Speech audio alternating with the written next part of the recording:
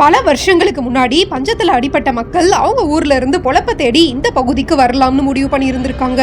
ஊர்ல இருந்து கிளம்பும் போது அவங்க வழிபட்ட முனியப்பன் சிலை மட்டும் மக்கள் இல்லாம தனியா இருக்கிறத கவனிச்சு முனியப்பன் சிலையையும் தூக்கிட்டு நடந்து வந்திருக்காங்க.